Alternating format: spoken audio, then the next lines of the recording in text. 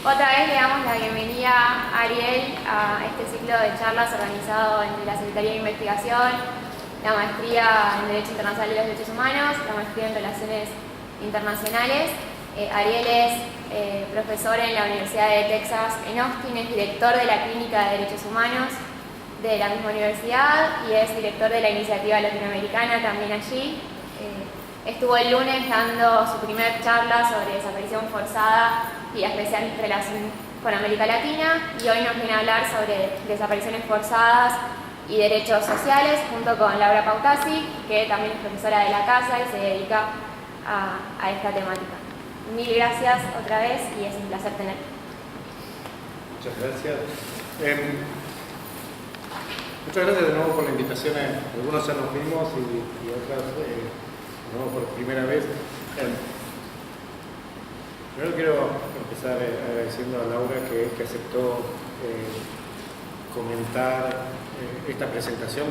Me intimida que Laura me haga comentarios sobre derechos sociales, porque ella es la experta o dividamos la experticia vos en la parte de derechos sociales y yo me quedo con las desapariciones forzadas, pero principalmente porque cuando estábamos organizando las charlas y todo, yo le dije a la Secretaría de Investigación y a las maestrías del Centro de Derechos Humanos que yo no participaba en paneles donde solo había varones, y dije que para mí era muy importante que una mujer, como yo era el que tenía que hablar, tenía que haber una mujer comentando, que eso ya también tiene sus problemas, pero y sé que Laura es no solamente una académica, una militante de la igualdad y en contra de la discriminación, pero que también es una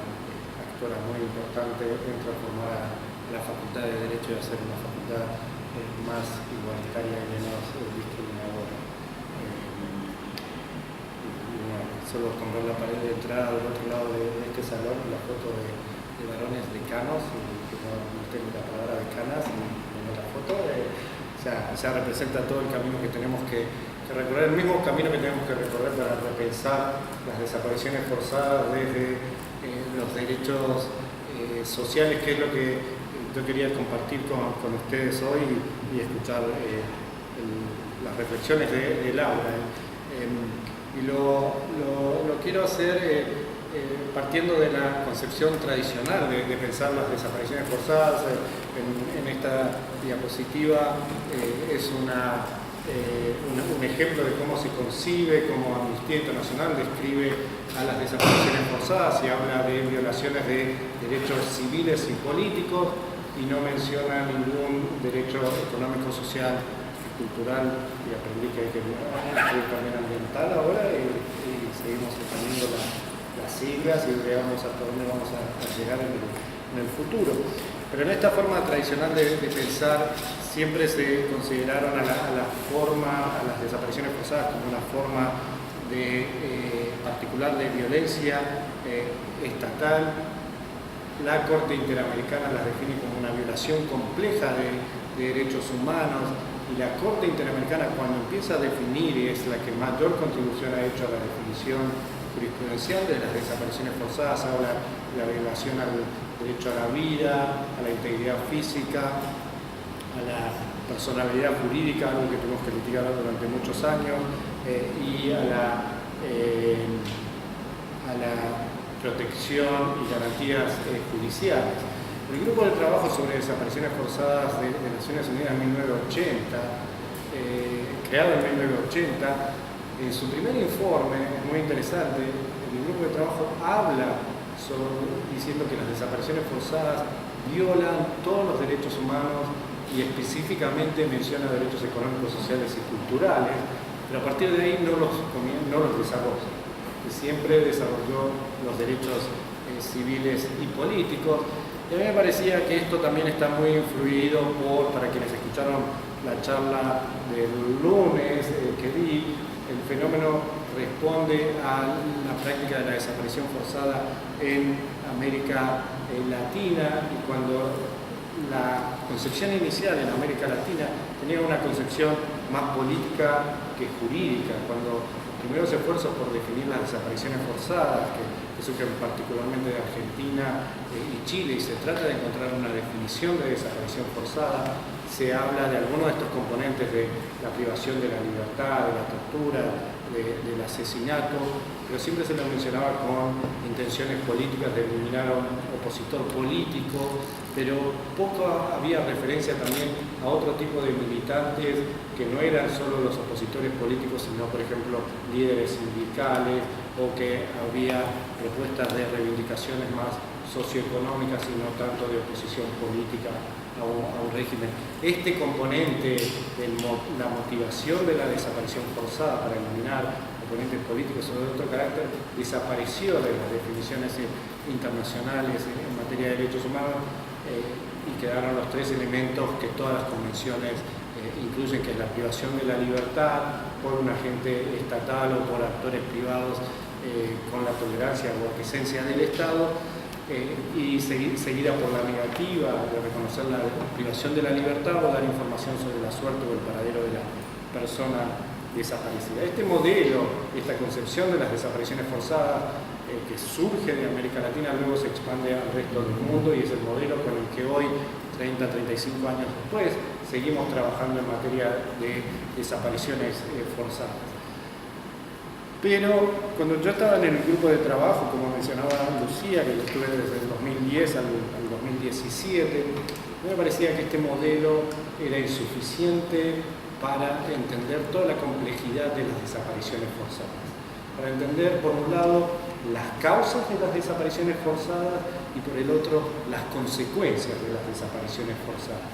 Y a mí me parecía que era bueno comenzar a repensar esto. Uno, porque había nuevas realidades. Las realidades que el modelo con el que había emergido fundamentalmente en Argentina y Chile, que era la represión política hacia la clase media o urbana, muchas veces profesional o estudiantes, que luego sí se cambia, y uno lo ve, por ejemplo, las desapariciones masivas en Perú o en Guatemala, no tienen nada que ver con este modelo, y uno lo ve en otras partes del mundo que tampoco responden a esto. Entonces hay nuevas realidades, nuevos actores, nuevas necesidades de las víctimas. Si vemos de las víctimas, y esto es muy importante, víctimas, cuando te hablo de víctimas de desaparición forzada, estoy hablando a la persona que desapareció, así como cualquier otra persona que sufrió un daño como consecuencia de la desaparición forzada, particularmente los y las familiares.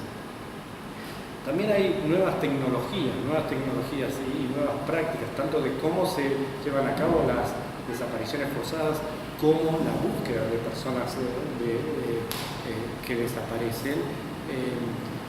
Y hay muchísimos estudios críticas tanto jurídicas a la concepción limitada, todos los avances en términos de derechos económicos, sociales y culturales sobre la indivisibilidad e interdependencia. Creo que estos avances no se reflejan en la práctica cotidiana de, por ejemplo, quienes hacemos desapariciones forzadas, que nos ubican en la civiles y políticos, no en económicos, sociales y culturales, y que las críticas jurídicas sobre las insuficiencias de los marcos normativos de análisis de estas prácticas todavía no estaban reflejadas, lo mismo desde el aspecto político, desde el aspecto económico, e incluso cuando uno empieza a analizar, por ejemplo, hoy los esfuerzos de justicia en Argentina, que no es solo sobre los perpetradores directos, quienes secuestraban, quienes daban las órdenes, defendían los planes, sino por ejemplo sobre las empresas que por motivaciones diferentes, exclusivamente económicas si se quiere, llevaban a cabo o facilitaban la perpetración de desapariciones forzadas, y esto lo vemos en otros países. De modo que todo esto y las insuficiencias, por todos estos motivos, insuficiencias prácticas en las respuestas que tenemos, si las respuestas están limitadas a derechos civiles y económicos, obviamente las respuestas van a ser insuficientes si hay dimensiones económicas, sociales, culturales que no estamos abarcando. Entonces, esto a mí me llevaba a la reflexión de que teníamos que comenzar a pensar. comenzar a pensar es lo que tratamos de hacer a través de este informe del grupo de trabajo sobre desapariciones forzadas o involuntarias para tratar de hacerlo. Obviamente este informe tiene todas las limitaciones, y las digo yo antes que me las señale Laura, todas las limitaciones de un estudio temático de un organismo internacional de derechos humanos, que tiene poco personal, que tiene pocos recursos, que su especialidad es en desapariciones forzadas y no en derechos económicos, sociales y culturales, pero tenía un objetivo fundamental, que era, para mí, tenía dos aspectos. Por un lado, tratar de comenzar a comprender las relaciones entre derechos económicos, sociales y culturales y desapariciones forzadas, y tratar de entender si hay relaciones entre desapariciones forzadas y DESCA, cuáles son las obligaciones del Estado desde esta perspectiva de relaciones mutuas entre DES y desapariciones forzadas. Y por el otro lado, visibilizar estas relaciones. Para nosotros era muy importante visibilizar las relaciones y la situación socioeconómica importante. La situación socioeconómica, que puede ser causa de desaparición forzada, la situación socioeconómica que puede ser consecuencia de desapariciones forzadas, como la situación socioeconómica que impide el goce de derechos civiles y políticos emergentes de desapariciones forzadas, como el derecho a la verdad, a la justicia, a la reparación, a la memoria, debido a la falta de goce efectivo de derechos económicos, sociales y culturales. Esto era el objetivo que perseguíamos en el estudio. El estudio lo dividimos porque asumo toda la responsabilidad, que yo fui el que tenía la responsabilidad de diseñar y pensar el proyecto, así que todas las críticas las voy a tomar personalmente, para que sepas, Laura. Yo lo pensaba como, por un lado, ver qué causas, desde la perspectiva de derechos económicos, sociales y culturales, producían o facilitaban las desapariciones forzadas, y luego mirar cómo, una vez que ocurrió una desaparición forzada, mirar desde los DES las consecuencias y ver qué pasaba de este lado. Por un lado, y esto se solidifica fundamentalmente después de la visita que nosotros hicimos al Perú, donde más del 70% de las víctimas de desaparición forzada en Perú son personas quechua-parlantes viviendo bajo la línea de pobreza. Más del 70%. Esto es lo que dice la Comisión de la Verdad de Perú.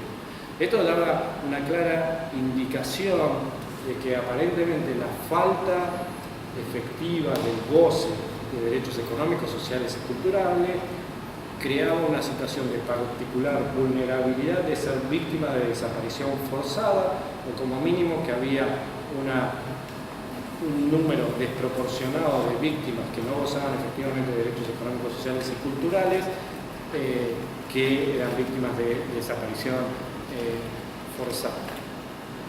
Nosotros esto lo analizamos y tratamos de entender por qué la falta de vigencia efectiva de derechos económicos, sociales y culturales producía mayor estado de situación de vulnerabilidad de ser víctima de desaparición forzada. Algunas de las hipótesis que nosotros manejamos, y yo creo que el informe debe leerse más como hipótesis para seguir investigando que conclusiones efectivas, era que por un lado muchas de las situaciones donde ocurren desapariciones forzadas y que hay una superposición con situaciones de pobreza, también hay una ausencia de presencia de las instituciones estatales, generalmente las instituciones de protección, y hay un mayor espacio para las arbitrariedades de las fuerzas de seguridad, con menos control incluso de las propias instituciones estatales, que suelen fallar a nivel, cuando ocurren desapariciones masivas en todos lados, pero que se exacerban por la tradicional falta de respuesta en estas áreas de mayor incidencia de situaciones de pobreza.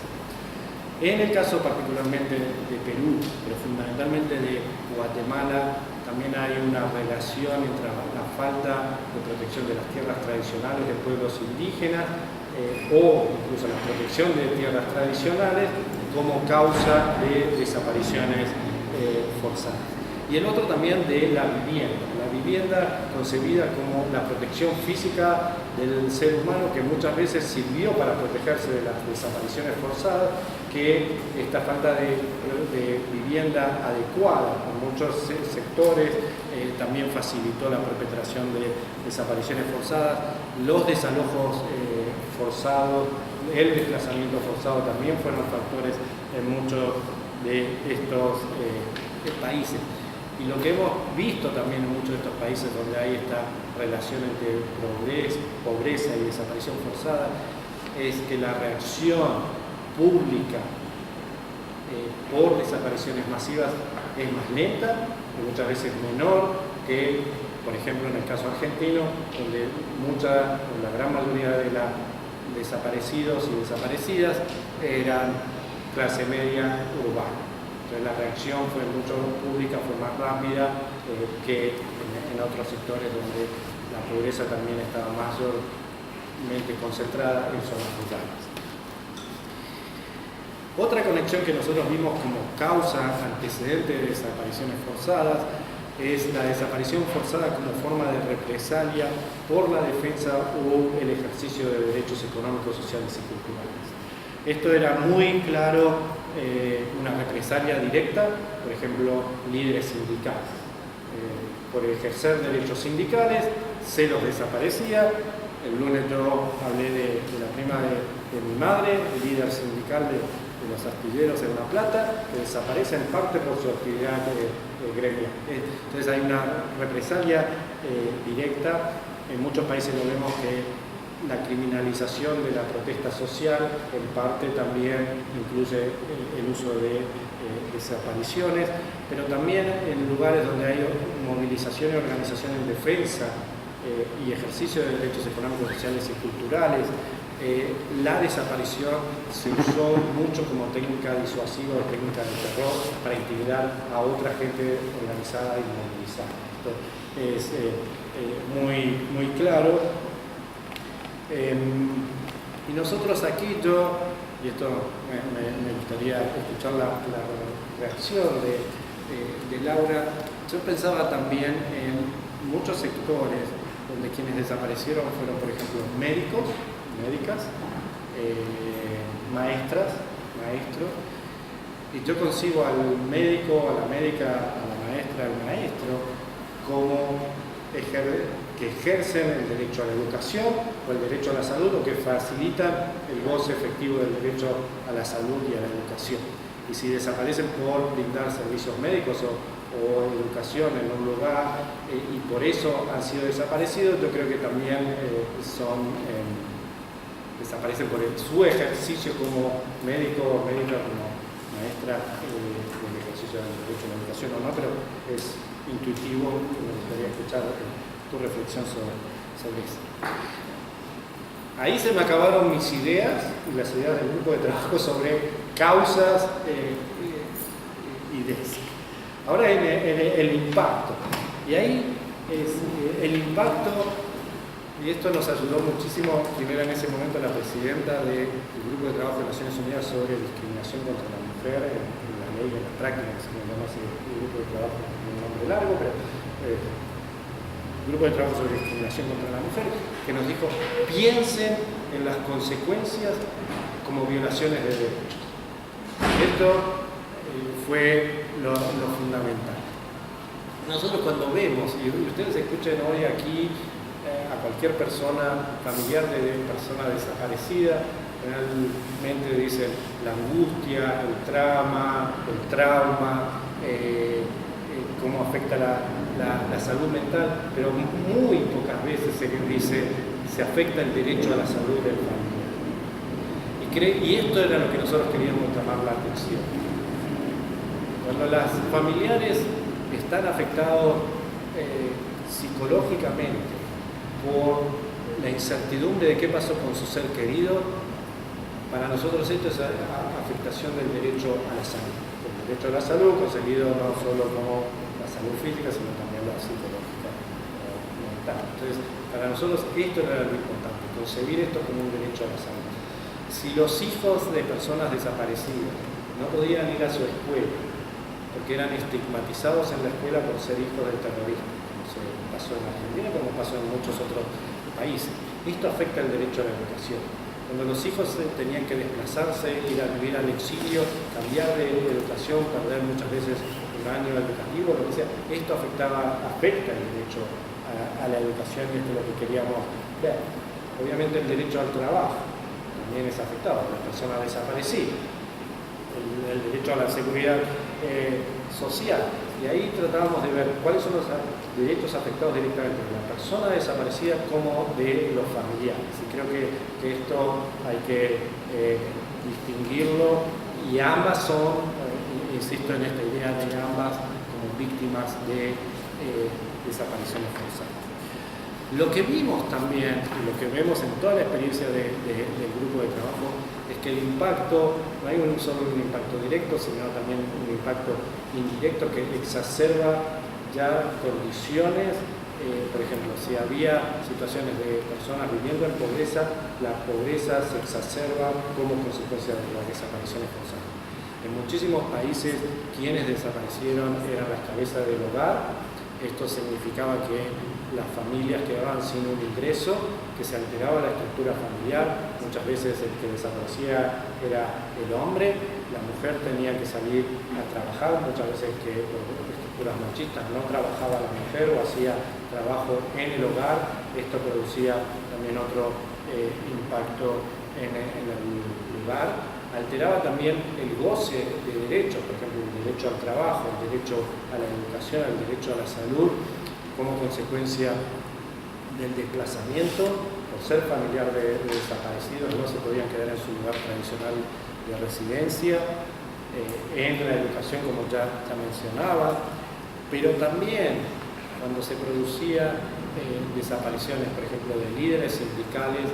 Esta afectación no es ya solo de las familiares del líder sindical, sino de los sindicatos en general. La estructura organizativa del sindicato queda desarticulada si sus dirigentes son desaparecidos, y en esta concepción colectiva de los DESC creemos que también hay que considerar a estos trabajadores organizados sindicalmente como que sus derechos sindicales son violados por la desaparición de un líder sindical. Ahora,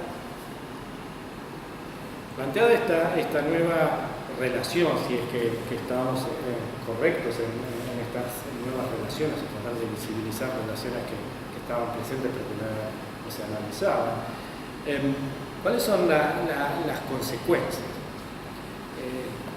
Y ahí es a donde uno tiene que yo creo que empezamos a identificar algunas de las consecuencias, lo que no significa que ahora hemos cambiado las prácticas para hacernos cargo de ahora que sabemos qué hacemos, ¿no? Por un lado, sí es verdad que hay una relación entre falta efectiva del goce de derechos económicos, sociales y culturales y desapariciones forzadas. Si hay personas que están en mayor situación de vulnerabilidad porque no gozan efectivamente de sus derechos, si hay un deber estatal de prevenir las desapariciones forzadas, esto significa que el combate a la pobreza y la protección y el goce efectivo de derechos económicos, sociales y culturales debe ser una medida de prevención de desapariciones forzadas. Entonces, nuestras recomendaciones de prevención de desapariciones forzadas no pueden limitarse a entrenen a las Fuerzas Armadas y tengan el delito tipificado de desaparición forzada, prevean el habeas corpus preventivo. Todas estas medidas no son suficientes si hay otras causas que facilitan o crean situaciones de mayor vulnerabilidad. Entonces, en este sentido, tenemos que repensar las medidas de prevención de desapariciones forzadas. En temas de verdad y justicia es lo mismo. Por un lado, en temas de verdad y justicia, nosotros lo que vemos es que hay mayores dificultades para aquellas personas que no gozan efectivamente de derechos económicos, sociales y culturales en acceder a la justicia en general y en acceder a la justicia en caso de desapariciones forzadas en particular. De modo que tenemos que trabajar como un componente del acceso a la justicia para víctimas de desapariciones forzadas, en fortalecer el acceso y el goce efectivo de derechos económicos, sociales y culturales. Pero sí es verdad que hay una relación entre derechos económicos, sociales y culturales y desaparición forzada. El derecho a la verdad, cuando uno habla de quiénes son los perpetradores o las circunstancias de la desaparición, no puede limitarse a develar la verdad de desapareció en este día, en este lugar, por tal secuestrada, por tal cuerpo de seguridad o por quien sea, sino que también hay que develar las causas y consecuencias como componente del derecho a la verdad, las causas y consecuencias desde la perspectiva de derechos económicos, sociales y culturales, y esto nos parecía importante, y también repensar qué y cómo debe juzgarse. ¿Hay que juzgar solo al perpetrador directo o a quien se benefició económicamente de la desaparición forzada de un líder sindical, por ejemplo? Y esto creo que obliga a pensar también en términos de justicia, que en algunos países ya se está avanzando. En el mismo sentido, cuando pensamos en las reparaciones generalmente son concebidas no necesariamente como reparación de la violación del derecho del familiar. Es reparación de la persona desaparecida que lo recibe el familiar y se le da una indemnización, pero no se piensa en las reparaciones. Si hay una violación del derecho a la educación, ¿cuáles son las reparaciones adecuadas al derecho a la educación? Si hay una violación del derecho a la vivienda, del derecho al trabajo, ¿cuáles son? Por ejemplo, el único caso que yo conozco desde la perspectiva del derecho al trabajo que se ha tratado en un caso de desaparición son 2 o 3 casos de tutelas en Colombia por la Corte Constitucional colombiana, que ha dicho que si un trabajador desaparece, el empleador sea el Estado o sea un empleador privado, tiene que seguir pagándole el salario a la familia. Esto es porque dice que se afecta el derecho al trabajo y hay que continuar reparándolo. Este es un ejemplo.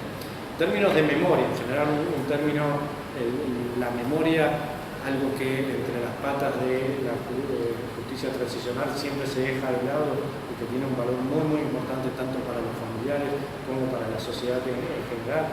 Si vamos a recordar qué recordamos y cómo recordamos, tenemos que recordar también esta relación entre derechos económicos, sociales y culturales y desaparición forzada, entender las causas que facilitaron la desaparición forzada.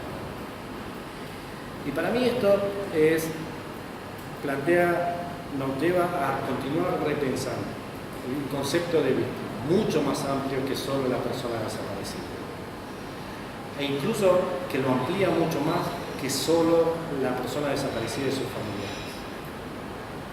Ya vimos, por ejemplo, en el ejemplo del líder sindical, sindicatos. Pero hay en otras estructuras comunitarias, por ejemplo, un líder indígena, cuando la comunidad es la afectada, no es el solo el líder indígena. Creo que en el término de perpetrador, ¿quiénes son los perpetradores? ¿Es solo los miembros de las fuerzas de seguridad o hay mayores perpetradores, incluso los perpetradores intelectuales?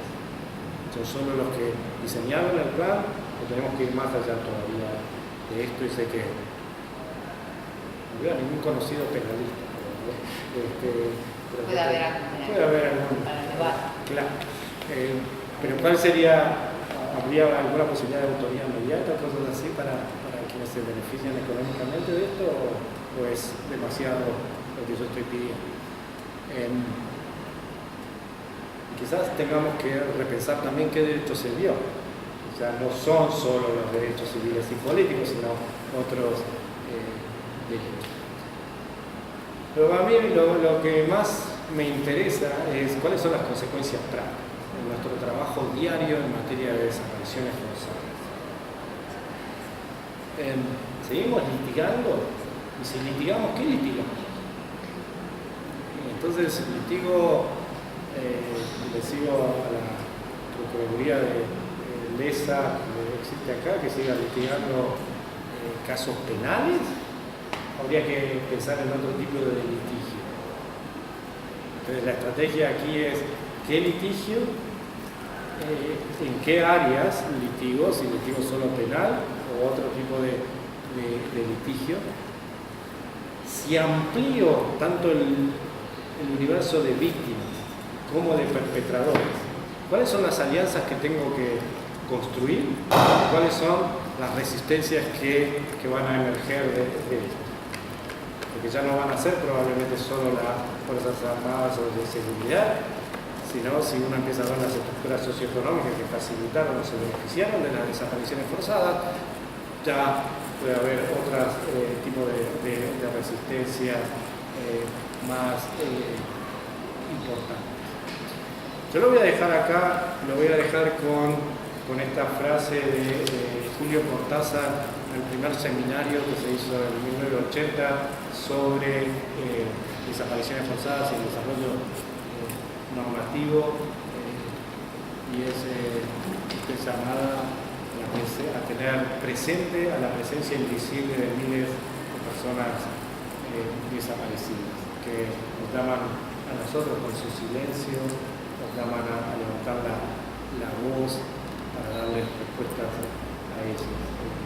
Seguro que la respuesta la va a tener Laura. Muchas gracias.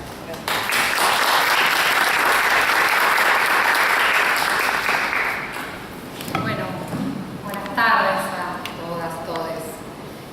La verdad que un enorme placer y un gran compromiso, puesto a la expectativa demasiado alta. Espero poder aportar algunos puntos. Antes de empezar con esto, quiero sumarme a los 16 días de activismo que estamos sumando desde el 25 de noviembre hasta el 10 de diciembre, que es el Día Internacional de los Derechos Humanos, y esto empieza los 16 días desde el 25 de noviembre, que es el Día Internacional por la eliminación de la violencia contra la mujer. Entonces, sumarnos del color naranja, en la facultad hemos adherido a esta línea, y celebro la cláusula de participación que puso Ariel, porque primero no es usual, segundo que en esta facultad existe la red de profesoras que están estimulando fuertemente una campaña, no sin ellas o no sin nosotras, para precisamente establecer este parámetro de paridad, que no debería ser una demanda ya a esta altura del partido, pero todavía tiene que ser, así que felicito. Pero además quiero destacar varias cosas, primero de Ariel y después comentamos un poquito las pocas cosas que tengo para aportar de este exhaustivo trabajo. Pero me parece muy interesante de Ariel, con quien nos conocemos un poco, no tanto como quisiéramos, y quizás este sea un momento para empezar a trabajar conjuntamente. Este doble rol que creo que es muy importante, acá hay mucha gente joven que es bueno tomar, muchos que están estudiando y estimularlo en este doble rol. Su mirada no es solamente de un profesor destacado, reconocido de la Universidad de Texas, sino que su rol en activismo en derechos humanos, y que además ha pasado por muchas instituciones, es muy humilde Ariel, pero tiene un rol destacado en muchos organismos del sistema interamericano, y este compromiso con la militancia y su paso sobre el grupo de trabajo creo que es algo que hay que destacar fuertemente. Tenemos el mundo siempre dividido, ¿no? O sea, desde género todo el tiempo estamos cuestionando el binarismo, pero finalmente este binarismo está atravesando todas las relaciones, y entonces se destaca o un rol académico o un rol en la participación. Y creo que la aproximación que hace Ariel en todos sus trabajos, no solamente esto, tiene que ver con una respuesta desde ese lugar, y me parece. Y lo segundo es agradecerle haber incorporado y haber tenido esta militancia activa en el grupo de desapariciones forzadas para incorporar la categoría D. Por múltiples razones. Este fin de semana estuve con unos colegas de Derecho Constitucional de la Universidad Nacional de Córdoba, y una colega chilena presentó un paper todavía poniendo en cuestionamiento las categorías de derechos sociales. Era como una película que hacía tiempo que me costó mirar, en todo caso hice un esfuerzo conceptual, pero me parece que ya es un debate altamente superado, y como está altamente superado, probablemente no reparamos en incorporar. Lo que ha presentado Ariel en su trabajo me parece que muestra claramente estas interrelaciones esenciales que tienen. No es solamente un mandato, la interdependencia de derechos humanos que venimos sosteniendo, que quedó plasmado quizás normativamente en el artículo 5 de la Plataforma de Acción de la Conferencia de Viena de Derechos Humanos de 1993, sino que estas interdependencias se dan todo el tiempo. Entonces Entonces me parece que es extraordinaria esta oportunidad, pero digo, termina siendo extraordinaria. Entonces realmente agradecerte, felicitarte y ojalá sea un campo de militancia académica y de los sistemas de derechos humanos para incorporar más activamente los DESCA. Entre paréntesis, esta idea de que asumamos los derechos ambientales. En México hay una campaña desde los grupos indígenas para hablar de los DESCAI, incorporar también los derechos indígenas. Entonces les vamos sumando siglas, todavía está muy incipiente, pero parece que va también por esa línea de ir sumando la especificidad de los derechos indígenas. Yo preparé 3 comentarios más específicos al documento y a tu intervención y quizás una propuesta. Me parece que el tema de las reparaciones y la vinculación entre DES, que como dije, no es absolutamente necesario establecer esta interdependencia, pero que no es lo frecuente. Pero por ejemplo, todo el tiempo, inclusive cuando vos ibas presentando aquí, y se puede ver también en el documento, que es una invitación también para que hagan una exploración, creo que estamos también muy compartimentados. Digo, de nuevo vuelvo al binarismo, leemos solamente las observaciones generales del Comité de PIDES y no tanto estas observaciones, o leemos ciertos informes temáticos de la Comisión Interamericana y no vemos qué produce, por ejemplo, el Grupo de Trabajo Protocolo San Salvador o la Convención de Belén do Pará. Digo, esto también nos trabaja o nos atraviesa fuertemente. Pero en esta interrelación, los sistemas de protección van de la mano de una protección previa. Entonces, yo pensaba en el caso de las reparaciones y el derecho al trabajo. Por ejemplo, en el caso de Argentina, y acá está Lorena Ballardini, que seguramente después luego puede hacer muchos más aportes, porque en el tema de justicia transicional, uno de los casos centrales para iniciar la reparación, que se da un poco más tardíamente en el proceso argentino, pero fue claramente el acceso a los legajos laborales. Y ese dato hablaba de una relación laboral protegida que hablaba, y este caso que también ponía en ejemplos Ariel, de sectores medios, profesionalizados, estas desapariciones, que no es lo mismo cuando desaparece, después vuelvo sobre eso, una médica o médico.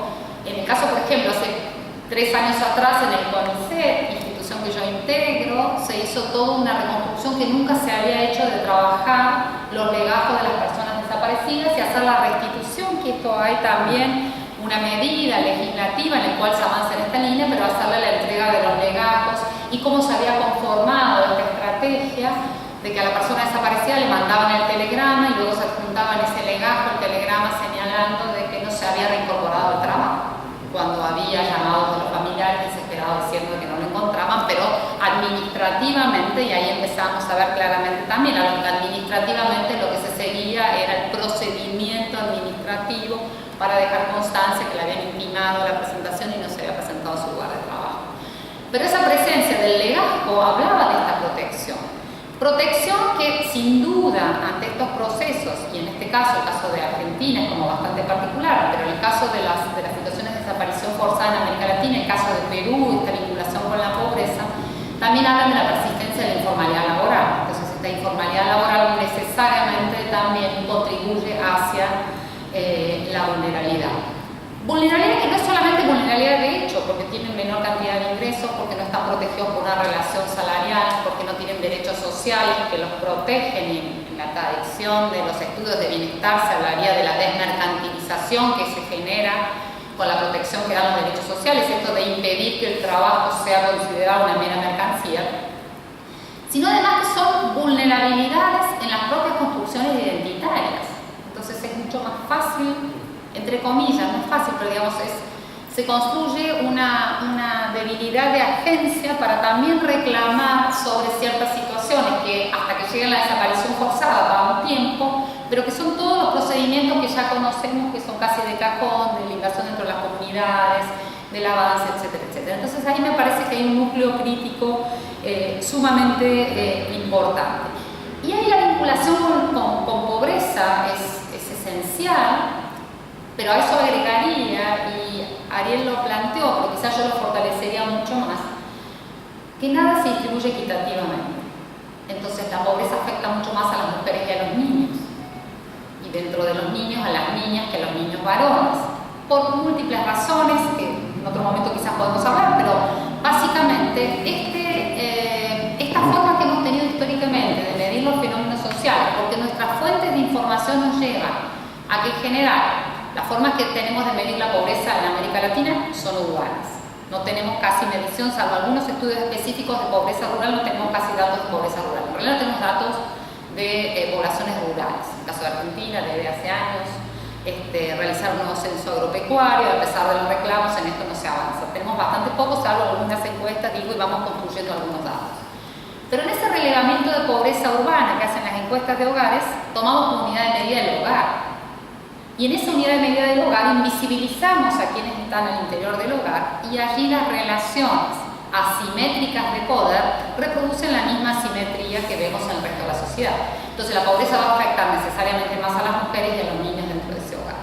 Entonces, en esa mirada sobre la pobreza, en este fenómeno que además también medimos y ha sido interesante en los últimos años, por ejemplo, la CEPAL avanzó, UNICEF también avanzó en la medición multidimensional de la pobreza, donde se empieza a trabajar con categorías muy interesantes de ver la vulneración de derechos, porque hasta ahora nuestra medición es solamente por nivel de ingresos, sobre unas canastas de adulto equivalente que se llaman técnicamente, que claramente van subestimando lo que efectivamente son los niveles de pobreza. En realidad, con esas canastas básicas compramos bastante poco en el mercado, en la feria, algo de lo que se está estableciendo. Entonces a mí me parece que hay una mirada también muy interesante para trabajar a futuro en la necesidad que en estos contextos de desaparición forzada y de múltiples vulnerabilidades no van a afectar a las personas dentro del hogar de la misma manera.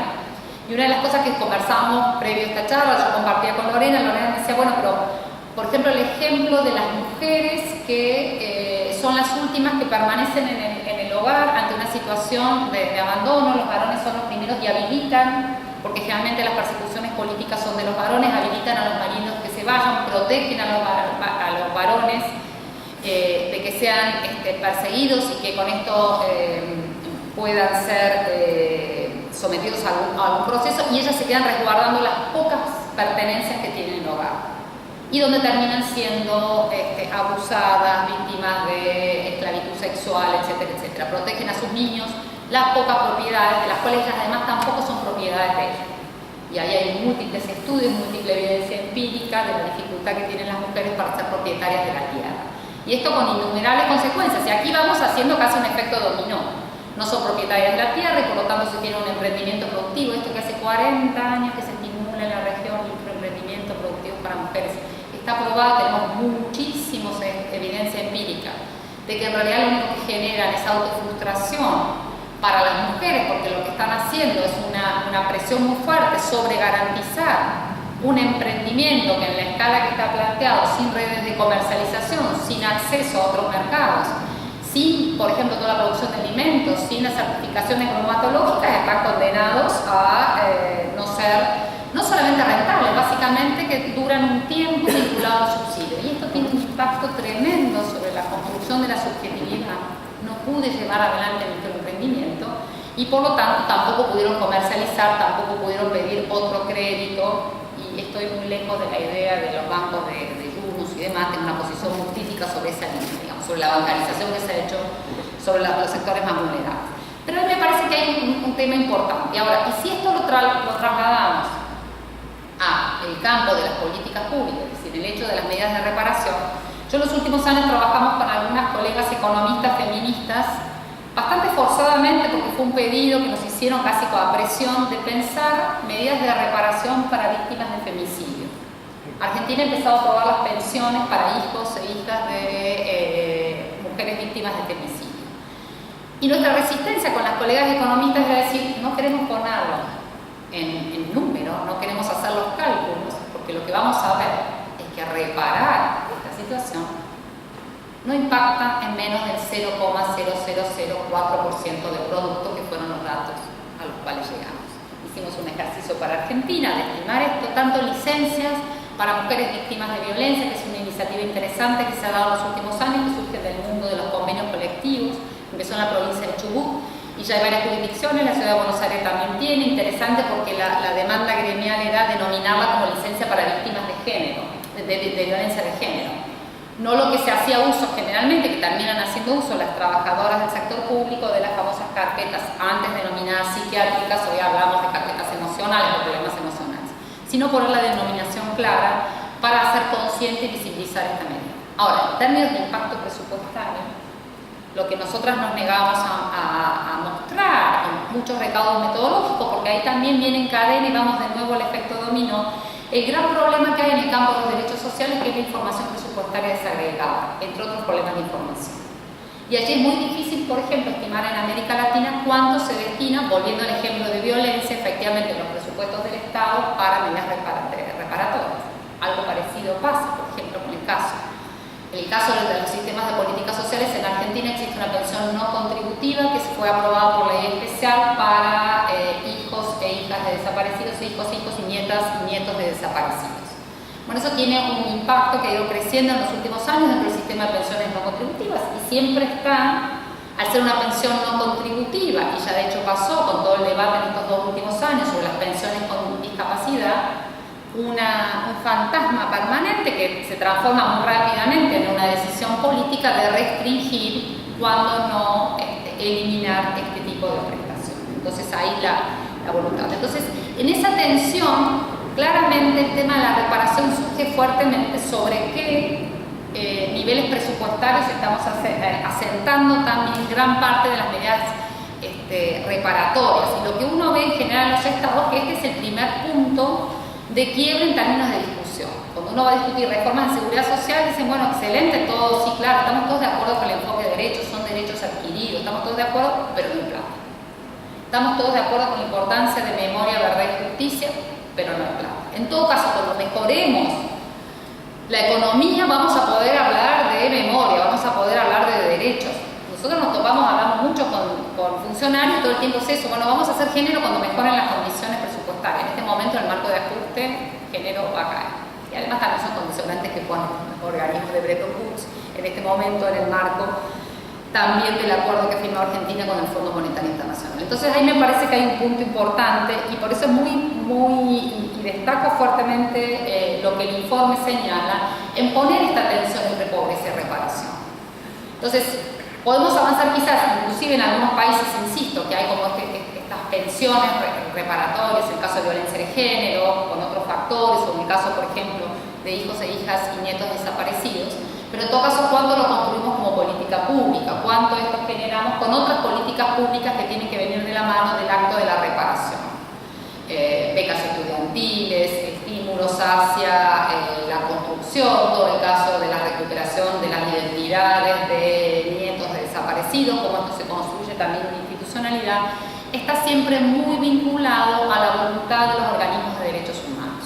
Y esto también termina en una cuestión, y esto ha pasado también en países como Perú muy fuertemente, en las acciones de reparación, con límites muy claros en función también de los límites de financiamiento que tienen los organismos de derechos humanos, y la cadena ahí va de manera circular.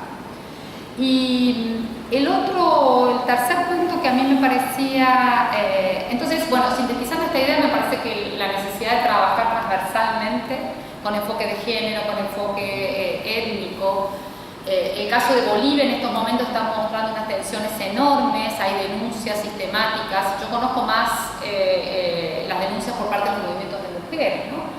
Pero y pasó algo parecido en el caso de Perú con los movimientos indígenas. Por ejemplo, en Perú hubo un proceso de líderes indígenas denunciando algo distinto en términos de desaparición forzada, pero vinculados a la trata, que tiene que ver con poblaciones campesinas e indígenas que acceden a las poblaciones campesinas, que usan esta cercanía que hay, esta confianza delegada, que es un hermano indígena también, y se llevan por un monto de $1.500, $2.000 a los hijos de indígenas viviendo en zonas rurales, o a los países centrales, o a los centros urbanos, a la ciudad de Quito, en Guayaquil también, para mendigar, con la excusa que no los llevan para mendigar, sino que les van a mejorar las condiciones.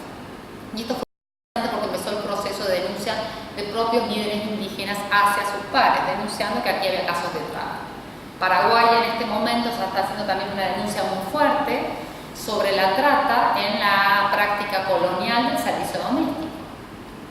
Las chicas menores de edad, y este concepto de las chicas, ¿no? la concepción de traerlas desde zonas rurales hacia los centros urbanos, en los últimos años se ha avanzado en Paraguay en esta denunciarlo en situaciones de trata para ponerse alto límite, que se escapa un poco al tema de desapariciones, pero que tiene una vinculación directa porque de allí el paso al trato, a la trata. Y en el caso argentino tenemos múltiples ejemplos sobre las desapariciones vinculadas a la trata y hay muchos casos muy tristes.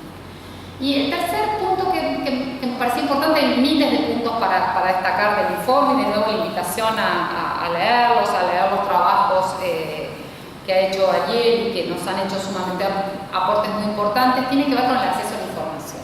Y esto creo que me parece también pone muy fuerte sobre la agenda este informe. No tenemos información de nada en la región, pero además tampoco tenemos voluntad de producir. Si uno mira el campo de los derechos económicos, sociales y culturales, yo ya conté la oscuridad de los presupuestos. La oscuridad de los presupuestos porque no se desagregan, porque no tienen desagregaciones por género, porque, por ejemplo, todo lo vinculado al trabajo de cuidado no es considerado ni está incorporado dentro de las cuentas públicas. También este avance sobre las cuentas satélites que las economistas feministas están poniendo, sería muy interesante trabajarlo para las medidas reparatorias en caso de desapariciones forzadas, no está. Pero en general el dato mismo, yo ponía el ejemplo al inicio del legajo, que era importante tener esa herramienta del legajo porque daba cuenta de una existencia vinculada a una relación laboral.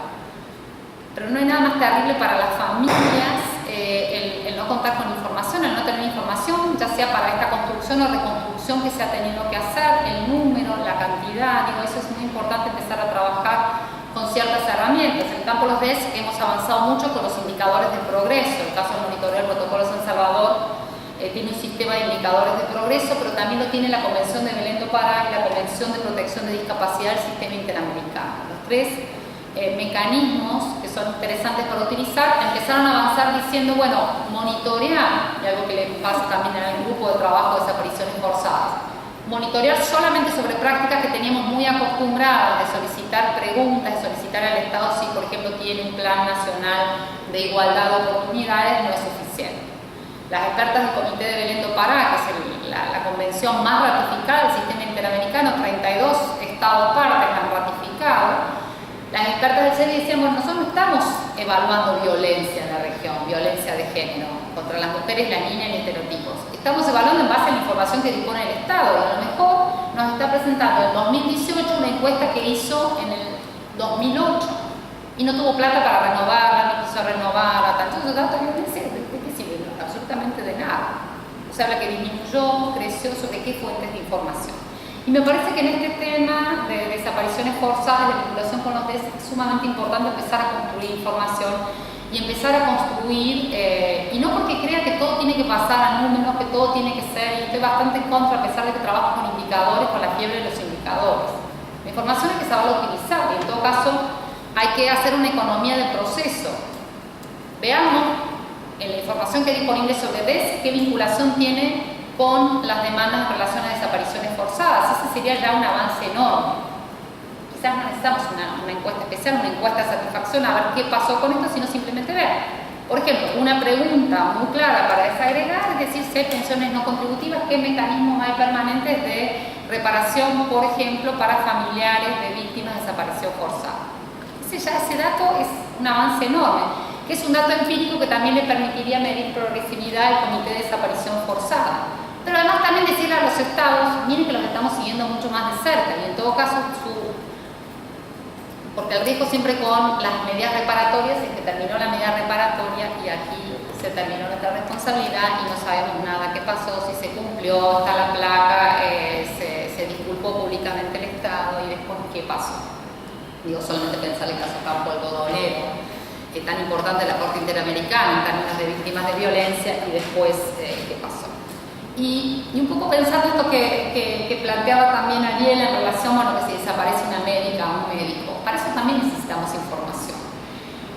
Sin duda que aquellas personas comprometidas, y esto que se está viendo en los últimos años, y disculpen, siempre lo voy a hacer y no es una disculpa, en realidad es una provocación pedirles disculpas, pero siempre hago el paralelismo con los temas de género. En los temas de género siempre y en mucha literatura, bueno, todos sabemos que no existe neutralidad. No existe neutralidad en ningún campo, mucho menos en las políticas públicas, en la toma de decisiones, en las sentencias judiciales, no hay neutralidad. Y hay autoras feministas, Naila Kabil, que es una autora muy destacada en los temas de desarrollo, y ella dice, no, no solamente que no hay neutralidad, sino que hay una ceguera al género, que hay una voluntad explícita de invisibilizar los contextos sociales de la vida de las mujeres, el contexto estructural. Si la mujer no accedió al agua, ¿por qué? Bueno, ¿por qué razones? Esto se invisibiliza permanentemente, no es que no tuvo voluntad de acceder, o por qué se retiró del mercado de trabajo o del sistema educativo, ¿cuáles fueron las razones? Seguramente la presencia de muchos hijos. ¿Y por qué tiene muchos hijos? Porque le faltó acceso a la educación, falta de acceso a métodos anticonceptivos, y ahí viene toda la cadena interpretativa en el campo de quienes hacemos estudios de trabajo. Siempre trabajamos sobre las trayectorias laborales. O sea, el acceso al mercado de trabajo es una explicación más pequeña, lo que nos importa son las trayectorias. Entonces, sin duda, que las personas más comprometidas y más militantes, que cumplen una función clara en las sociedades y sobre todo en el acceso a personas que están en condiciones de vulnerabilidad, sin duda que tiene un impacto todavía mayor. Siempre en el campo de derechos humanos, y cuando empezamos a cuantificar, hay un riesgo enorme. La experiencia en derechos sociales, y por ejemplo el mecanismo de protocolos en Salvador, que es el que conozco un poco más, bueno, siempre decíamos, ojo, no hay que rankear a los estados. El ranking en los estados los hace el Programa de Derechos Humanos, el Programa de Naciones Unidas para el Desarrollo Humano, que sí rankea a los estados, pero ¿por qué? Porque construye un índice, que es una metodología de datos agregados. Toma varios indicadores y construye un índice. En derechos humanos estamos en contra de esos índices. Una persona o 100 personas desaparecidas tienen exactamente el mismo peso. Claro que no son lo mismo, no es lo mismo uno que 100, eso lo entendemos todos. No hace falta tener una aproximación. Importa esta unidad de medida. Entonces siempre está ese riesgo. Entonces los equilibrios, claro, nunca son fáciles, pero en todo caso, si empezamos a construir fuentes de información que nos permitan por lo menos tener sistemáticamente y con datos abiertos el peso de lo que significa, porque digamos también el impacto que tiene que en esa comunidad la desaparición forzada también haya llevado a los educadores, a los médicos y tal. Después luego la reparación solamente viene quizás hacia las víctimas, pero ¿qué pasa con toda la comunidad? ¿Quién se preocupa de saber? Bueno, y ahí saber también qué relaciones hay en un país, por ejemplo, relación médica-habitante. ¿Cómo es esa relación? Ese es un dato sumamente importante, puedo saberlo por regiones geográficas, y ahí quizás hay un motivo. Y para terminar, me parece que lo que quizás quería aportar, y era la pregunta para compartir, era, creo que hay que, y vos lo dijiste, y está también en tus trabajos, empecemos a repensar la categoría de víctima.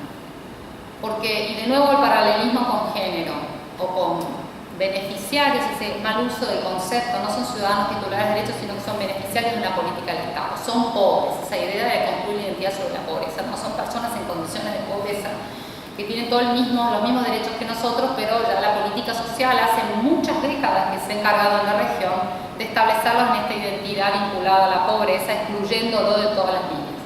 Pero el concepto de buena víctima es el concepto deseable, es el concepto buscado, la víctima que cumple, la víctima que fue víctima, valga la redundancia, de violencia de género, que pasa horas esperando con una paciencia increíble sobre su vulnerabilidad para poder tener una denuncia que sostiene el proceso. Esta es la buena víctima buscada. Pero la víctima que aparece, desaparece porque no puede sostener ese proceso, porque la afecta esa identidad, esta víctima ya está desajustada del sistema y me preocupo bastante menos por seguirla.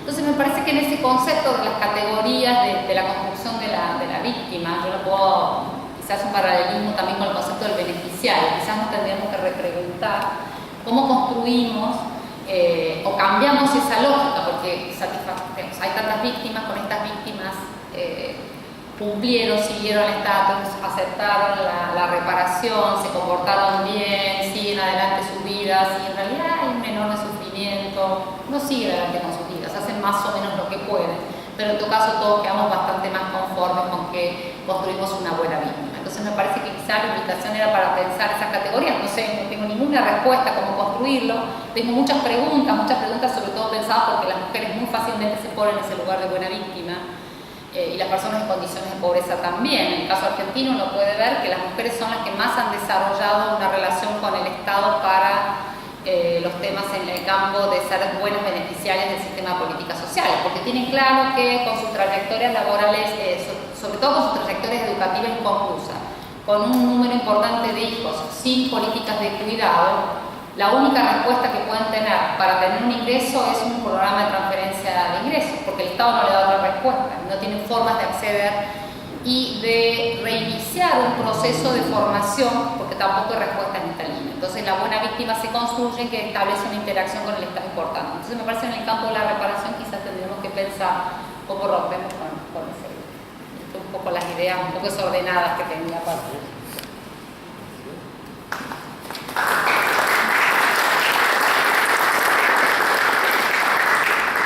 Bueno, si quieren abrimos para preguntas un rato. Tenemos todavía 10 minutos para unas preguntas. Yo tengo una pregunta como tres reacciones a cosas que dijiste, a ver si por ahí podemos armar un diálogo. Bueno, la primera pregunta sería, una vez hecho este informe, poniéndolo en contexto de, estoy pensando o me hizo acordar al momento en el que se trabajó el informe de justicia y transicionalidad desde el alto comisionado de derechos humanos, con mucha expectativa, se presentó en distintos países de América Latina, finalmente un raconto súper interesante, pero no se tomó ninguna medida posterior o digamos, ese conocimiento no permeó en otras estructuras. Entonces un poco mi primera pregunta sería ¿qué respuesta tuvieron? ¿Qué posibilidades de continuidad? ¿Qué posibilidades de digamos, hacer permear estas discusiones en mecanismos específicos? Esa sería la primera pregunta. Después algunas reacciones. Vos dijiste que el grupo de trabajo sobre desaparición forzada ya en los 80 hablaba de la afectación de DES. Yo no podía evitar pensar o hacer un paralelo, lo que me pasa con la cuestión del enfoque de género y cómo en los 80 en CONADER había surgido también tanto la cuestión de la violencia sexual como la cuestión de la afectación de los derechos laborales y de los derechos sindicales.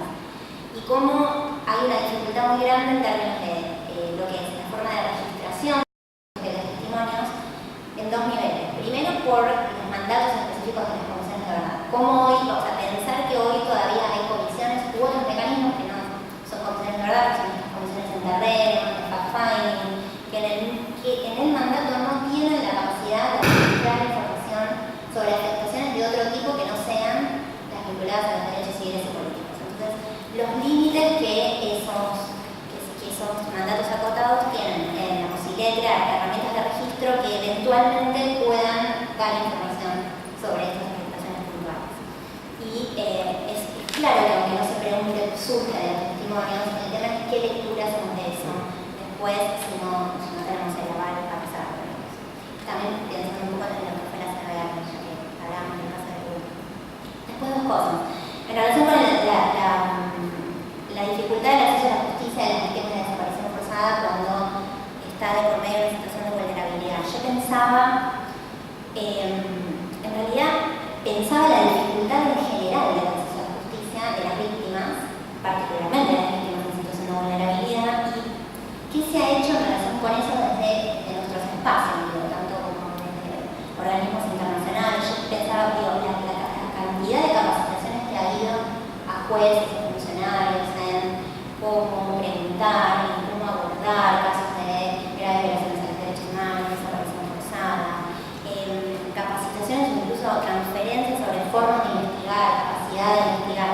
Pero finalmente, ¿qué más podemos hacer en términos de formación para que ese acceso a la justicia no solo sea una cuestión de empatía, porque te tocó un funcionario de turno que te tomó el testimonio, que empatizó con tu situación, sino que poder aportar herramientas concretas de una toma de testimonio, una capacidad de investigación que refleje todas estas dimensiones, inclusive las vinculadas a los derechos sociales. Y lo último, una impresión, no sé cómo me gustaría saber con vos, en términos de la ampliación del universo de perpetradores, como vos mencionabas, la cuestión de empresas, empresarios. Yo no puedo evitar pensar en el caso argentino y lo que, desde mi humilde opinión, ha sido un techo que es lo que tiene que ver con las causas de lo que se llama responsabilidad civil, como se llama acá. Obviamente lo primero que se me viene a la cabeza es el caso de Ledesma y los vericuetos que ha llevado ese caso y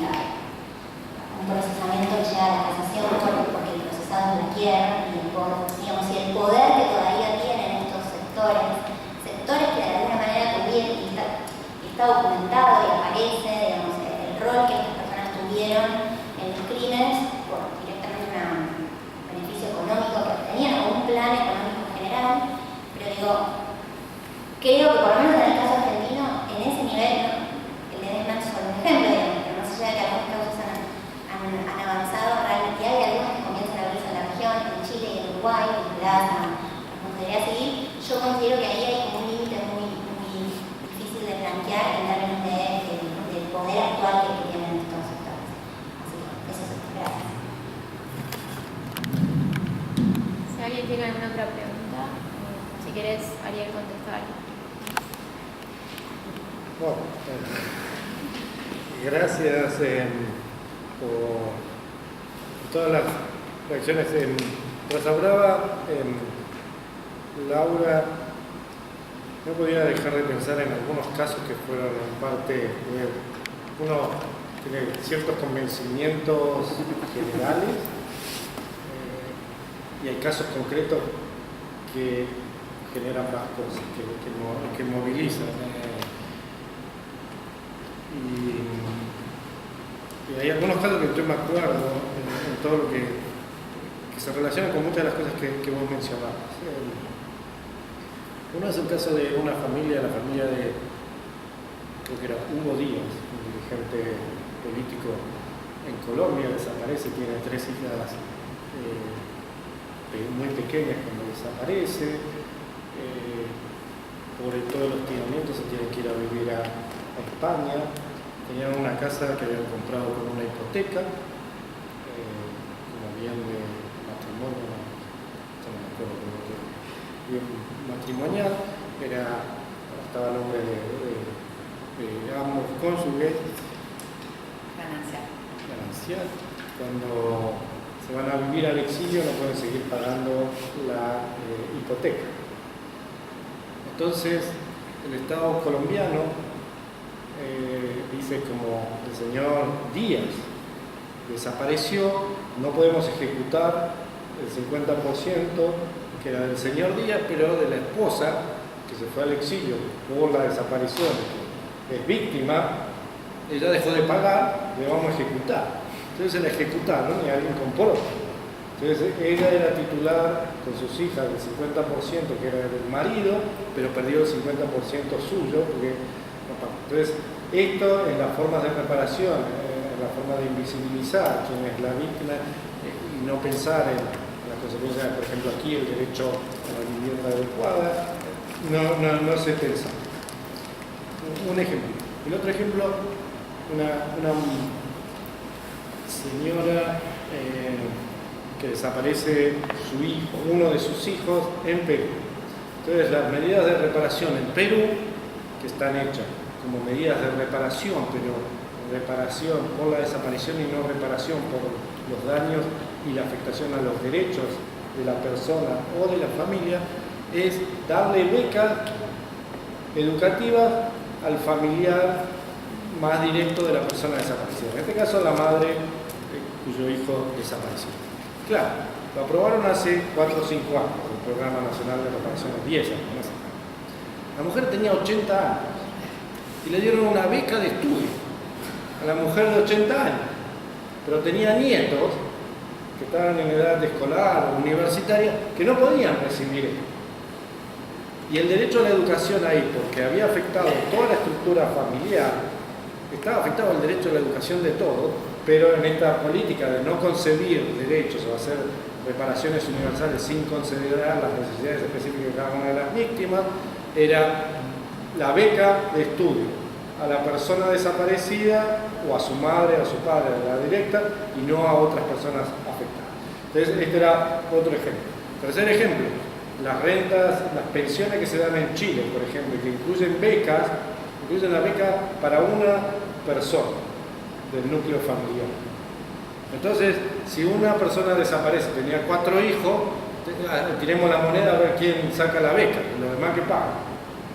Entonces, creo que una de las cosas que nosotros queríamos hacer al empezar a concebir la afectación de derechos económicos, sociales y culturales, y que se tiene que reparar la afectación al derecho y no una reparación por la desaparición exclusivamente, es esto, precisamente que podamos considerar e individualizar los daños y la afectación de los derechos y desde ahí.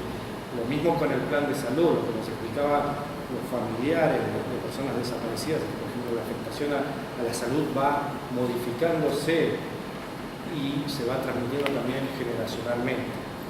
Y entonces un programa de salud, de atención a la salud, que solo es limitado a los familiares directos por un periodo de tiempo, lo que sea, no logra comprender toda la afectación del derecho a la salud, que muchas veces se puede manifestar décadas más tarde, o transmitirse de una generación a la otra. Entonces, esto creo que era parte de lo que queríamos también comenzar a visibilizar. Nuevamente, no tanto para decidir, lo de la buena víctima es clarísimo, es clarísimo. Las madres peruanas nos comentaban que ellas tomaron una decisión política al inicio, cuando comenzaron a buscar a sus seres queridos, que fue todas las víctimas que yo entrevisté en 2 semanas, más de 200 testimonios, todas, sin excepción, habían sido víctimas de violencia sexual. En el momento en que ocurría la desaparición o en el contexto de la búsqueda de información de sus seres queridos. Las mujeres, las madres peruanas, en zonas rurales particularmente, tomaron la decisión política de no denunciar públicamente la violencia sexual porque ellas querían concentrar la búsqueda de sus seres queridos. Y por 2 o 3 décadas mantuvieron silencio, recién ahora están empezando a contar estas historias. Y entonces eso de la buena víctima que era la madre que sufría por su hijo, pero no era la madre que sufría por su hijo, y que era la mujer que al mismo tiempo que eran las dos cosas, entonces tenía que desagregar también su propia identidad y su propia. Y el programa de reparaciones de Perú exacerba este problema porque dice que cada persona puede recibir solo reparación por una violación, o sea, una violación a un derecho, no violación sexual. Entonces tenía que optar si era recibir reparación por la desaparición forzada o por la violación sexual. Y si habían desaparecido 2 hijos, como tenía derecho a uno, tenía que optar para cuál de los 2 hijos recibía reparación. Entonces, estas políticas, las políticas reparatorias universales que se han diseñado en muchísimos de nuestros países, en parte por los costos económicos, que tampoco lo sabemos, terminan invisibilizando a las víctimas o concibiendo solo un modelo particular de víctima y no considerando la afectación y la multiplicidad de derechos. Creo que tus preguntas sobre qué más. Lo que yo perdí en la discusión dentro del grupo de trabajo, porque yo quería que tenga una sección específica de recomendaciones y conclusiones de las consecuencias de este análisis hacia el interior del propio grupo de trabajo, es decir, a partir de ahora nosotros vamos a interpretar nuestro mandato de esta manera y vamos a adaptar nuestros métodos de trabajo de esto, y cuando hagamos visitas lo vamos a hacer de esta manera, y cuando recibamos casos individuales los vamos a registrar de esta manera, y cuando vamos a hacer alegaciones generales, que es otra la forma, lo vamos a reaccionar de esta u otra manera. Eso mis colegas no estaban preparados para hacer. Lo perdí y quizás podemos escribir un paper juntos sobre cómo se traduce esto para el grupo de trabajo. Perdí esas mismas discusiones, por ejemplo, cuando hicimos el comentario general sobre desapariciones forzadas y mujeres, que también yo quería que hagamos algo. Nosotros en el formulario dice mujer o varón, y después está embarazada o no. Son las únicas preguntas que permiten hacer alguna vez el decir, pero incluso marcando eso, no hay nada en los métodos de trabajo que diga después cómo procesamos la información, si uno marcó una u otra, qué significa. Entonces, esto es todo un desafío. El informe se aprobó en el... ¿dice la fecha? ¿Cómo dice? Creo que un año antes que yo me vaya, entonces quedó para mis colegas implementarlo, probablemente no se ha hecho mucho. Yo la formación de jueces a mí no me parece que el problema es exclusivamente en cuanto a formación. Es muchísimo, sí, hemos gastado muchísima plata en formación, la formación me parece que es formación mala muchas veces, pero fundamentalmente formación sin monitoreo y sin evaluación. Cómo se implementa lo que uno supuestamente formó, y si formó no hay procesos de acompañamiento para implementar el conocimiento transmitido. Yo creo que entonces hay una jueza o un juez que quiere hacer algo y no tiene todas las herramientas, sino le dimos la capacitación y después no le damos el acompañamiento, no le facilitamos el acceso a la información, la capacidad de análisis, no tiene alguien con quien pueda llamar y decir tengo este caso, quiero trabajarlo desde la perspectiva de género, o tengo este caso de desaparición forzada, quiero hacerlo desde las DESCA, ¿quién me puede asesorar? Y todos desaparecimos porque estamos dando la capacitación en otro lado. Entonces, creo que esta falta de cómo se hace la capacitación, pero la capacitación sin accountability, de exigir la responsabilidad, esto es importante.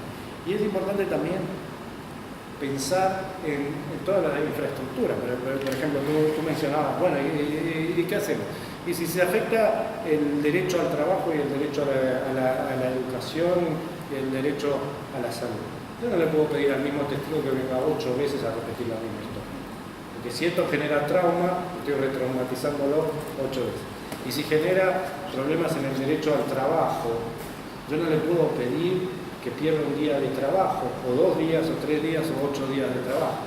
Porque entonces la clase media quizás va a poder, porque en general no le van a descontar el día, pero que trabaja con un salario diario, o no salario diario, y produce en el campo, donde sea, y yo dejo de trabajar hoy, no come mi familia, y le estoy pidiendo que venga a dar el testimonio en lugar que se acerque el juzgado a recoger. Entonces es también todo el diseño de cómo lo que me pedías al grupo de trabajo, que cambie su diseño de trabajo, la procuración y la administración de justicia también tiene que cambiarlo.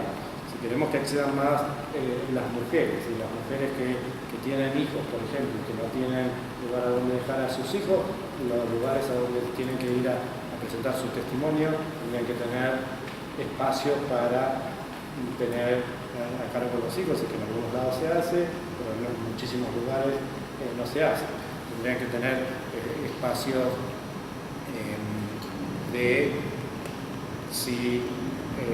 acompañamiento psicosocial, que muchas veces el acompañamiento psicosocial en muchísimos lados es tener el vasito de agua, el palmerito, donde están las caribinas por acá, eso, y se lo damos, le dejamos así, y muy bien mientras dio el testimonio.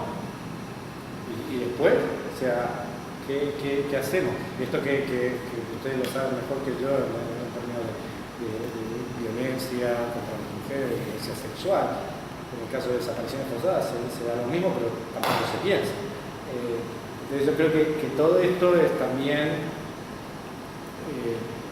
aspectos que hay que analizar. Y hay que analizar, ayer Leonardo Filippini, por ejemplo, me decía que él leía el manual de Borda sobre ausencia, cómo está regulada la ausencia. Y Borda escribió durante todos estos años y no se dio cuenta que había ausentes por desaparición forzada y nunca actualizó su manual por eso. O sea, y esto era una forma de cómo concebimos el derecho civil, cómo concebimos todas las ramas del derecho desde esta perspectiva. Y creo que esto es parte de lo que todavía. Entonces tu pregunta es, bueno, están los límites de la responsabilidad civil. Y claro, vos estás ahí en la procuración, que yo, entonces pensás ya en los juicios, en litigar. Quizás no es la estrategia que tengamos que hacer, porque para esto quizás la respuesta, y eso es creo que la última diapositiva, yo trataba de pensar, quizás la respuesta no es el litigio. Quizás la respuesta tenga que pasar por otro lado o no sea la única lógica que tengamos que concentrar.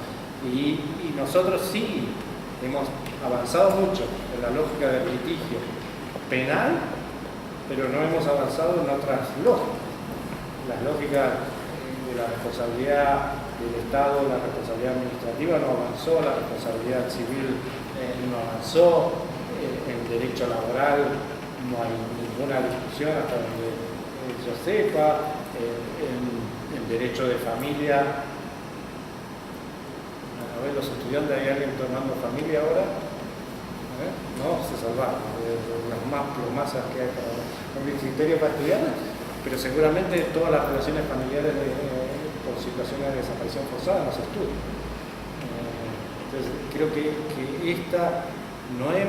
cuando enseñamos derechos humanos, y a veces yo reivindico muchísimo tener la materia obligatoria de derechos humanos. Lo que tendríamos que hacer es el análisis de derechos humanos de cada una de las materias que cursamos para verlo. Y Argentina tiene ejemplos muy buenos. Los dos primeros casos que llegan a la Corte sobre la Convención Americana sobre Derechos Humanos uno es de impuesto y otro de sucesión. Es el caso F, cuando todavía había distinción entre las sucesiones de hijos nacidos dentro y fuera del matrimonio, no me acuerdo cómo se llama, y el microómnibus belgrano, que era sobre el solver repete, que uno para reclamar el pago impositivo, que uno tenía que pagar el impuesto y después reclamar. Y alguien dijo, esto viene del artículo 8 de la Convención Americana que garantiza el acceso a la justicia con igualdad de condiciones, incluida económica. Como yo no tengo plata para pagar el impuesto, no puedo cuestionar el impuesto que nos quieren cobrar. Entonces, uno ve que tiene impacto en el derecho, y esto no lo analizamos todavía. Y yo creo que ese es un desafío y este informe se enmarca en esa misma lógica de pensar los temas de manera mucho más amplia que exclusivamente a donde ya los pusimos en el cajoncito que correspondía, y ese es el llamado que hace el grupo de trabajo, pero ojalá que podamos seguir hablando, ojalá que podamos seguir analizando estos temas. Los de acceso a la información para mí son súper importantes. No hay análisis prácticamente en el grupo de trabajo sobre igualdad, no discriminación y desapariciones forzadas. Hay muy pocos sobre esto. Entonces, creo que deberíamos seguir pensando en muchísimas cosas. ¿Más preguntas? Un comentario, pensamiento, porque también pienso en el litigio, ¿Ves? y creo que hay una búsqueda y un camino interesante que se ha empezado a recorrer con las víctimas de trata en el proceso penal, que es la reparación civil en cabeza del Estado por la falta de servicio. Y hay algunos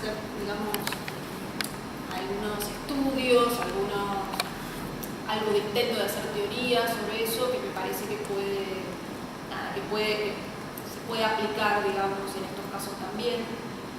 Más allá, como decía la compañera, el límite, en el caso de desaparición forzada durante el terrorismo de Estado, que es la prescripción de la acción civil, eso ya lo dijo la Corte y por el momento parece difícil de revertir, ¿no? Pero bueno, en otros casos de desaparición forzada, aunque no sea constante desde la recuperación de la democracia, y en tanto la acción no esté prescrita, y el intento en el proceso penal me parece que es fundamental por esto de que son más permeables los jueces penales a mejorar las reparaciones, a pensarlas en términos de garantías de no repetición, extensivas a la comunidad, etcétera, que los jueces civiles, que en eso están bastante corsetados. Pero estas reparaciones en un juicio penal, ¿quién es el responsable para ejecutar la reparación? Depende contra quién se entable la demanda civil en el proceso penal. En los casos de trata hay un camino donde se demanda directamente al Estado por la falta de servicio y se prueba la relación de causalidad con el delito. Por eso, pensando en la falta de política pública, que deberá, ahí sí probarse en el caso concreto y cómo eso propició, facilitó o puso las condiciones para la comisión del delito en perjuicio de esa víctima. Esto se viene trabajando en asuntos de trata. Y hay un fallo interesante del Tribunal Oral de Usuario, donde condena al Estado. Pero ¿Lo firma? todavía no. Bueno, si hay algo que Argentina se caracteriza es la creatividad en el litigio, en temas de desaparición forzada. Si no hubiésemos sido, si no hubiesen sido las argentinas y los argentinos creativos en el litigio de desapariciones forzadas, nos quedábamos la autoamnistía en el 82. Entonces, hay que explorar, hay que seguir explorando. Yo no creo que todavía, incluso en reparaciones civiles que la Corte dijo que prescriben, creo que hay que seguir peleándolas. Y uno nunca sabe, se puede volver a intentar, se puede intentar a través de la relación laboral, quizás no sé, habría que ir pensando de otras maneras. De todas maneras, para mí hay una pregunta más profunda. Mientras uno tiene que seguir intentando el litigio, yo creo que estudios como este y mucho de lo que nos decía Laura demuestra que el litigio es insuficiente y que las estrategias jurídicas no necesariamente tienen que estar exclusivamente centradas en el litigio. Y para mí esto es lo fundamental, cómo pensar el derecho más allá del litigio y qué otras herramientas jurídicas podemos desarrollar. Lo digo porque estamos en la Facultad de Derecho, porque hay además otras herramientas de otro tipo. ¿Qué herramientas jurídicas podemos desarrollar que no solamente involucran el litigio? Y si es el litigio, ¿qué otras herramientas que no involucran solo el litigio penal? La vía contencioso administrativa está subdesarrollada todavía en términos de desapariciones forzadas, todo el tema de acceso a la información no se ha litigado suficientemente. Cuando en la ley del año pasado, en la anterior, Argentina vivía con un decreto insuficiente. Yo trabajé mucho, por ejemplo, en temas de nada que ver, de contaminación ambiental en Jujuy, y para poder pedir información tenía que ser residente y tener un domicilio en Jujuy. Entonces, yo ya nunca pude pedir información. O conseguirme a alguien que tenga domicilio en Jujuy. Entonces, todo este tema de acceso a la información está muy subdesarrollado, en términos, por ejemplo, de seguridad social, también se podría seguir avanzando. O sea, creo que hay que todavía seguir pensando más en estos aspectos y salir del modelo tradicional de la respuesta penal a las desapariciones forzadas. Básicamente eso. ¿Más comentarios? ¿Preguntas? Tengo una pregunta, pero llegué tarde, no sé si se va a comentar sobre esto. En el caso de la situación de desapariciones forzadas en Venezuela, en relación justamente con los migrantes, ¿qué tipo de mecanismos hay de acceso a la justicia, también de información, proponen los estados del sector de estos migrantes para encontrar un paradero, para saber algo sobre sus familiares que nació en Venezuela?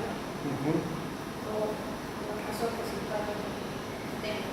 El siguiente informe temático del grupo de trabajo fue sobre desapariciones forzadas en el contexto de la migración. Y es migrantes que desaparecen como personas que son forzadas a migrar y que buscan a sus seres queridos en otro país, a su país de origen o países de tránsito terceros del país. Si entrecruzas todo lo que decimos acá, más la situación de migración, es sumamente complejo. Porque las afectaciones, las dificultades, por ejemplo, de acceso a la información, de acceso a la justicia, de acceso a programas reparatorios, es mucho más complicado. Sí. Hay un caso de la Corte, el último caso de la Corte contra Chile, es sobre una persona que vivía en exilio en Inglaterra y litigó en contra del Programa Nacional de Reparaciones en Chile. Entonces decía, yo estoy viviendo en Inglaterra, pero me pagan como la pensión en valores chilenos que en Inglaterra no me sirven para nada. No le fue muy bien en la Corte. La Corte le dijo que hubiese vuelto a Chile, o sea, entre otras cosas, que retornó la democracia y lo obligaba a quedarse, permanecer en el exilio. Entonces, Ahí hay todas unas dimensiones súper complicadas que es, Laura lo sabe mejor que yo, cuando son políticas universales, pero cómo las adapta a las necesidades individualizadas. Y en ese balance se empieza a hacer todo casuísticamente, que me queda de lo universal de la planificación. Entonces, bien, es muy complicado. Tratar de verlo desde los derechos, entonces, y estos derechos significa ver desde las necesidades de cada persona, puede ofrecer alguna compensación en esto, y en el caso de venezolanas y venezolanos puede ser una de las maneras para empezar a tratar esto. Solo por curiosidad, cuando llega un caso de desaparición, los estados dan información o han dado información sobre lo que están haciendo para proteger derechos económicos, sociales y culturales en el contexto de una familia vulnerable o algo por el estilo. No debe haber ningún caso de eso. Conocido de la región, local, internacional. Depende de los estados. Hay estados que no dan ninguna información. Hay otros estados que nos van a decir estamos en el proceso penal y cuando tengamos el resultado del proceso penal le avisamos. La obligación termina, se acaba en lo penal. Otros nos dicen, y nosotros preguntamos lo que ustedes decían, que bueno, ¿qué preguntas hacen ustedes? Entonces nosotros les preguntamos cuáles son los planes de reparación y nos dicen todos estos planes de reparación, y cuando vamos al programa de Perú y nos dicen, bueno, hay 25.000 desaparecidos, pero solo hay 3.000 víctimas en el registro de víctimas. Entonces, está bien, nos ponemos y decimos, bueno, tienen que mejorar estos registros. No sé los números, no te preocupes, no sé si son esos números. Pero el punto es, después la pregunta tiene que ser, ¿por qué hay tan pocas víctimas registradas? ¿Y de qué lugares son las víctimas que están registradas y de dónde no están las que no están registradas? ¿Y cuál es el género, el sexo, la etnia, la raza, las personas? ¿Tienen formularios en quechua? No solamente si los tienen los formularios en quechua, porque muchas personas son analfabetas, sino tienen alguna forma de comunicar que nos requiera saber leer y escribir para poder llenar el formulario. Ah, sí, lo tenemos en internet. Ah, bueno, ¿y qué acceso a internet hay en Ayacucho? O sea, entonces, estas son el tipo de preguntas que uno tiene que estar haciendo si empieza a tomar seriamente este tipo de informes. Y estos son solo algunos de los ejemplos. Sí. O sea, por ejemplo, para dar un ejemplo exactamente de esto, y con esto termino con esto. Lucía me tiene que llevar a otro lugar ahora, entonces está sufriendo. Perú nos dice, hemos implementado un programa de atención de salud mental para las víctimas de la violencia política del 80 al 2000. Muy bien. Entonces, y tenemos en todas las regiones del país atención de salud mental a las personas afectadas por la violencia. Muy bien. Entonces nosotros tomamos nota, hicimos más preguntas ahí. Después vamos a la sociedad civil y vamos a Ayacucho y empezamos a preguntar. Y entonces nos explica, sí, tienen este programa de salud. Pero ¿quiénes son los del programa de salud? Son médicos recién recibidos que tienen que hacer un trabajo social y que van por un año, entonces los mandan a cualquier parte del país porque les toca eso, que muchas veces no hablan quechua, que nunca han estado en esa comunidad, que no entienden las prácticas culturales, la animación, no tienen experiencia, nada, que están un año, hacen su práctica profesional que tienen que hacer y después se van y viene otro. Entonces imagínense la continuidad del tratamiento psicosocial que habría que darle, no hay ninguno. Entonces, pero en los números, por ejemplo, los números, porque a veces cuando hay disponibilidad de números, los números también engañan. Entonces hay que saber preguntar. Y estos son solo algunos de los ejemplos de lo que decía Laura, de qué se informa, de qué se produce información, y esa información que hace visible y que hace invisible, y también como la información numérica, que puede ser importante, no es suficiente para entender. Por ejemplo, tenemos médicos dando atención de salud mental en todo el país, pero ¿qué tipo de salud mental están dando? si esto tiene algún beneficio o no para la gente, que es lo que nosotros tendríamos que poder tener indicadores que nos digan sobre esto, ¿no? Muchísimas gracias. Después hay una pregunta, pero de acá, de este país. Ahora, el 11 de diciembre hay un juicio contra la Ford Motor. Sí. Que la Ford Motor era Sí. la que la gerencia proporcionaba las listas negras de los sindicalistas para secuestrarlos. Y aparte habían armado un mini campo de concentración con el garaje donde los tenían retenidos. Facilitaban los Ford que está aprobado, los Ford Falcon verdes, Sí. para secuestrar y bueno, torturar y matar. Entonces la pregunta mía es, ¿no se tiene que hacer cargo la multinacional de estas personas desaparecidas? Sí. Porque siempre el Pero Estado el es juicio el que en paga, pero el Estado somos todos nosotros. En el juicio en Estados Unidos se perdió. Se trató de litigar contra la Ford y los tribunales de Estados Unidos dijeron que no tenían jurisdicción, que había que venir a litigarlo acá. Y cuando lo litiguen acá van a poder litigar contra la Ford de aquí, no contra la Ford, la multinacional. Sí, pero sí. Solo agregar a eso que entre los imputados del juicio hay ex miembros del directorio, Exacto. que es una particularidad de este juicio y es importante, Sí. más allá que digo también la tesis. Pero no es menor, además de Rivero, ¿no? Como los responsables jerárquicos del ejército, están también siendo imputados penalmente ex miembros del directorio. O sea que, si bien no es lo mismo de lo que vos estás diciendo, ahí hay una responsabilidad. No, totalmente. Claro, es la parte de la responsabilidad civil esa. Y yo creo que ahí viene como la parte económica. Correcto. Correcto.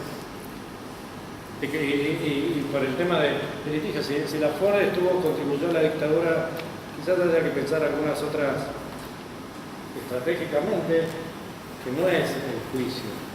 Quizás no le vamos a dar beneficios impositivos por los montos hasta que compensen los gastos.